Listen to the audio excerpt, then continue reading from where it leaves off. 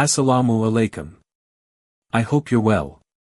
I want to share some small incidents from my childhood home. These events go back to when I was around 9, 10, maybe 11 or 12. A lot of time has passed, so not everything is crystal clear. But what happened, lives somewhere in memory, even now. Our house was simple but open. A large room, a courtyard in front. On the right, the kitchen, bathroom, and washroom. On the left, a small patch of raw earth. We kept it unbuilt on purpose, because we loved to grow plants. My mother, my father, and I all shared that love. We planted rat ki rani, night-blooming jasmine, mosha, and camellia. At dusk, the fragrance would fill the entire house. Walking in felt like breathing in sweetness. We knew, that area near the plants wasn't somewhere to sit late at night. So we didn't. No cots there after dark. One day, a cousin from the village came to visit. When bedtime came, my mother told him to put his cot on the right side, away from the plants. He laughed it off, said nothing happens, he'd sleep right there by the flowers. My mother warned him again. He dismissed it and lay down. We all slept inside. Around 2:30 or 3 in the morning, the front door began banging loudly. My mother jumped up. My father woke. We all sat up, alarmed. When they opened the door, our cousin was standing outside. His face was different. His voice strange. Not his usual self. He just said, he would sleep inside.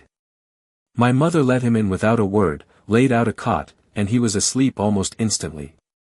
In the morning, we asked him what had happened. He said, at first, he felt the cot shaking violently, like an earthquake. He thought it was his imagination and turned over. A short while later, something grabbed him forcefully, threw him off the cot, and flipped the cot on top of him. We all laughed it off. But my mother stayed quiet. She just said, that's why I told you, don't sleep near the plants. Whoever sleeps there gets disturbed. At the time, we didn't fully understand. But that was the first incident that made us feel, there are things in our house that you cannot see, but they make themselves known. Then came Ramadan. The house was peaceful, recitation of the Quran, warmth of iftar, long evenings together. A relative had come to stay, one of my father's cousins. A bold man. Not easily impressed by such talk. In conversation, our past incidents came up. He said he wasn't afraid. If something was there, he'd see it himself. The next morning, I was reading the Quran in the room. He was also reciting. Peace and quiet, only the sound of recitation. He smiled and said, let's see who reads more Quran this Ramadan. Light and warm. Then he suddenly stood up, closed his Quran, and walked out the door without a word. Nobody paid much attention. But when he came back, his face was red. Like a fever rising. He came in, pulled a sheet over himself, and fell asleep straight through Zuhr prayer, which he never missed. When he woke in the evening, still unwell. When we asked, he was quiet at first. Then slowly explained. He said, when he stepped outside, someone called his name. He thought it was someone he knew and walked toward the alley. At the corner, something slapped him. Hard. So hard he couldn't catch himself. When he touched his cheek, it was burning. When he looked carefully, a clear handprint was visible on his face. 5 fingers. Like someone had struck him with full force. He was visibly shaken, telling us. The fear had given him a fever. After that, more small things would happen. A voice here, a presence there. But we had grown accustomed, the house was clean, prayers were regular. My mother often said, if anything is here, it isn't here to harm. And that seemed to be true. Then, our neighbor.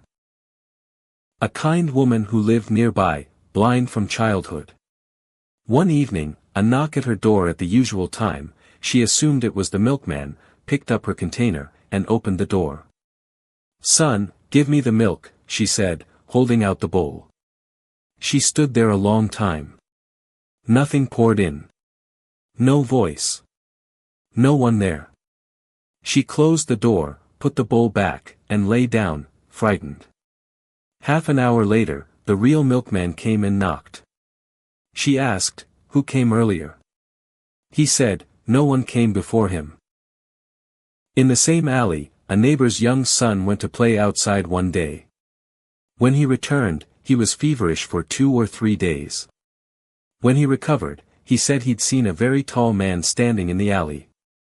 So tall, he seemed taller than the rooftop. Standing still. Praying. My mother heard this and explained it gently. If a creature of Allah found a clean place, perhaps it offered its prayers there. No need to fear. Years passed. Weddings. New responsibilities. The old care faded.